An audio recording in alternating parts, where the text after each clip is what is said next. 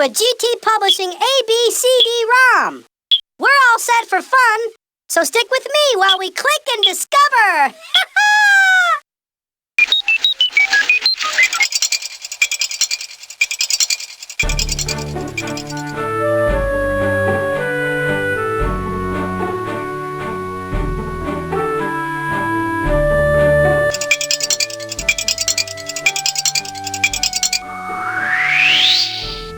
Click on Read to Me if you'd like to listen to the story.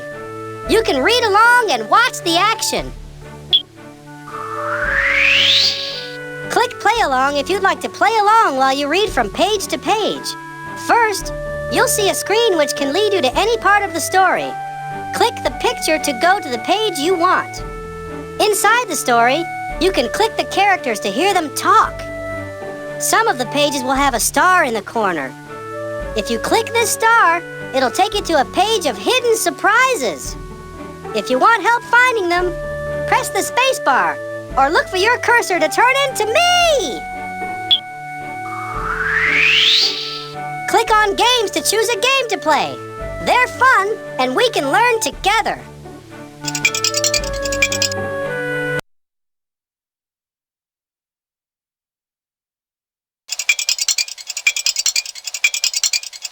It goes like this.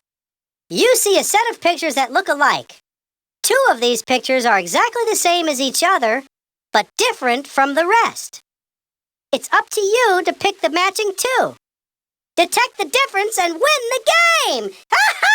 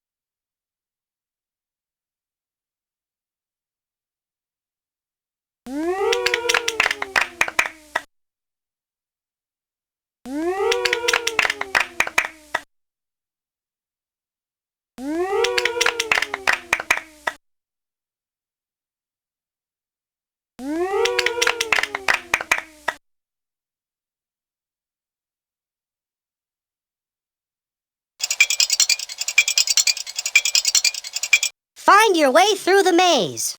Click the arrows to change directions and find your way out. Each time you solve a maze, the next one gets a bit more difficult. Good luck!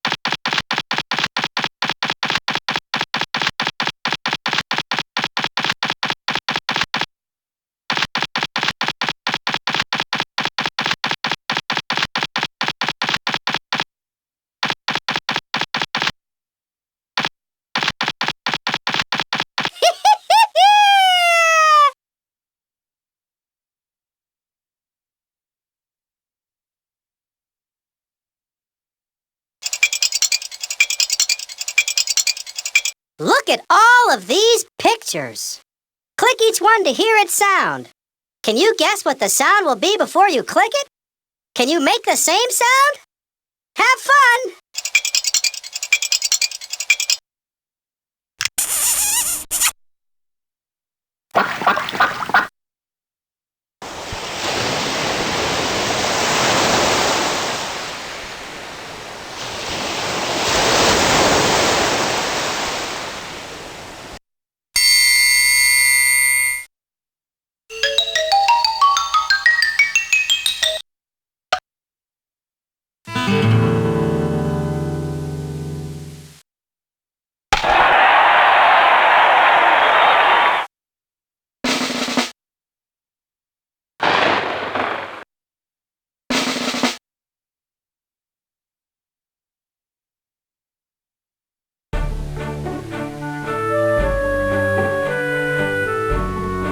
One day, Little Red Riding Hood set off through the forest with a basket of food for her grandmother, who had fallen ill.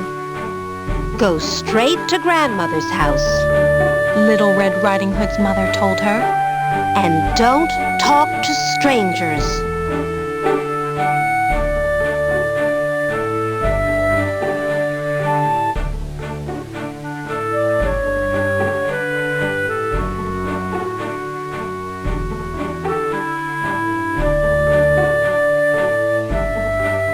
As Little Red Riding Hood walked through the forest, she heard a fawn crying, and she stopped to see what the trouble was. I forgot my mother's birthday, The fawn sobbed. and I have no gift for her. Little Red Riding Hood said, Let's pick some flowers for your mother. That would make a lovely gift. The fawn smiled and said, Thank you. I hope I'll be able to help you someday.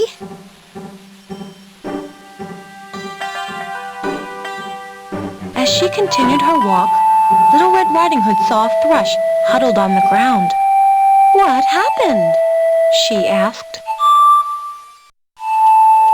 I was trying to fly, but I crashed. The thrush said sadly. Little Red Riding Hood gently lifted the thrush and set him on a branch. Try again. She said gently. I'll catch you if you fall.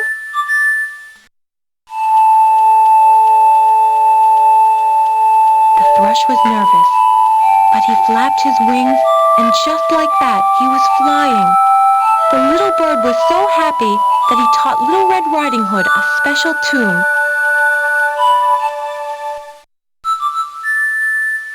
Whistle just like that if you ever need me. He told her.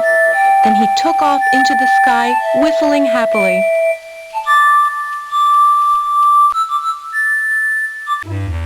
Little Red Riding Hood continued walking. She didn't see the big bad wolf hiding behind a nearby tree, but the wolf saw her. The wolf, disguised as a woodsman, stepped onto the path in front of her. Oh my! Cried the startled Little Red Riding Hood. I'm sorry. The wolf purred. I didn't mean to scare you. Little Red Riding Hood remembered her mother's warning. Pardon me, sir, She said, I must be on my way, or I'll be late. A few minutes later, she stopped to drink at a stream. The wolf had followed her and was about to grab her. But suddenly, there was a loud crack, and a tree crashed down right on top of him. The wolf crawled out from underneath the tree and slunk away to lick his wounds. The beaver, who had cut down the tree, waddled over to Little Red Riding Hood. I'm sorry that tree almost hit you. He cried. I didn't see you. We're so busy trying to build our lodge before winter. I'd be glad to help, Little Red Riding Hood offered. Little Red Riding Hood fetched twigs and branches from the forest and carried them to the beavers, who built them into a sturdy lodge and dam. When they were finished, the beavers thanked her. Call us if we can ever help you someday, They told her.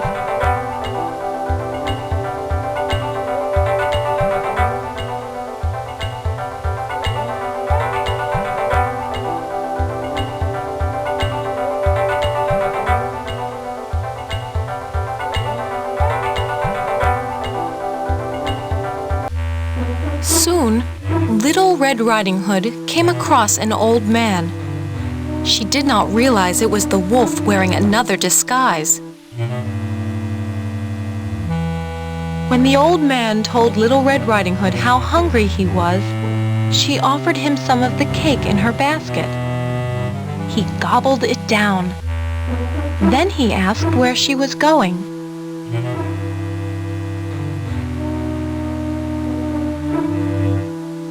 My mother told me not to talk to strangers, She said. But we're not strangers. The wolf said. After all, we've shared a piece of cake. I suppose that's true, Little Red Riding Hood said slowly. Then, not wanting to be rude, she told the old man where she was going.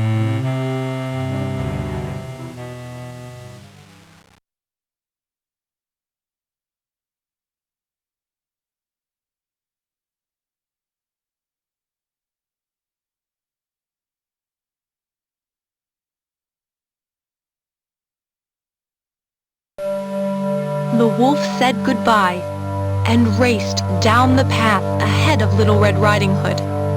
He reached Grandmother's house and knocked on the door. Who is it? Called Grandmother from inside. It's Little Red Riding Hood, The wolf answered. Come in, dear. Grandmother said. The wolf burst in. Surprise! He said with a grin, showing his sharp, white teeth. He grabbed Grandmother, shoved her into the closet, and locked the door. After her long walk, Little Red Riding Hood was happy to get to Grandmother's house. The windows sparkled in the sun, bright flowers bloomed along the path, and her own little swing hung from the big, shady oak tree. When Little Red Riding Hood walked inside, the wolf was lying on the couch dressed in Grandmother's clothes. Good afternoon, Grandmother, said Little Red Riding Hood, and she walked over to kiss her. Don't kiss me. The wolf cried quickly, holding up his arm to keep her away. I wouldn't want you to get sick. Little Red Riding Hood stared at the wolf's long, hairy arm in surprise. My, what long arms you have, Grandmother, she said. The better to hug you with, my dear. The wolf replied. Why don't you cut me some cake? As Little Red Riding Hood cut the cake, the wolf watched her greedily. Grandmother was acting very strangely, she thought. My, what big eyes you have, Grandmother, she said nervously. The better to see your pretty face, my dear, the wolf said. Little Red Riding Hood put the cake on a plate. The wolf licked his lips with his large red tongue. My, what a large mouth you have, Grandmother, Little Red Riding Hood said, trembling with fear. The wolf grinned, showing his sharp teeth. the better to eat you with, my dear. He cried, leaping up from the couch. "You're not my grandmother. You're a wolf!" she cried. She ran away, but the wolf chased after her. He was so close that she could feel his hot breath on her neck. Little Red Riding Hood ran and jumped on her swing. She swung higher and higher, whistling the tune the thrush had taught her. The wolf dodged Little Red Riding Hood's swinging feet and prepared to grab her. But suddenly, a flock of birds soared down out of the sky, led by the thrush, and they pecked at the wolf with their sharp beaks. The wolf fled into the woods, but Little Red Riding Hood's friend, the little fawn, was waiting with her mother. They tripped the wolf with a vine, sending him flying through the air into the stream. The wolf splashed into the water, where the beavers were waiting. They slapped the water with their large, flat tails, sending the wolf whirling around and around. Before long, the stream carried him over a waterfall and out of sight. Little Red Riding Hood ran back inside to let her grandmother out of the closet. "I'm sorry, Grandmother," she said. "Mother told me not to talk to strangers, but I did. And look what happened." You must be more careful, dear. Grandmother said. But thanks to your brave forest friends, there's no harm done this time. Little Red Riding Hood's friends gathered around to watch as she hugged her grandmother for a long, long time.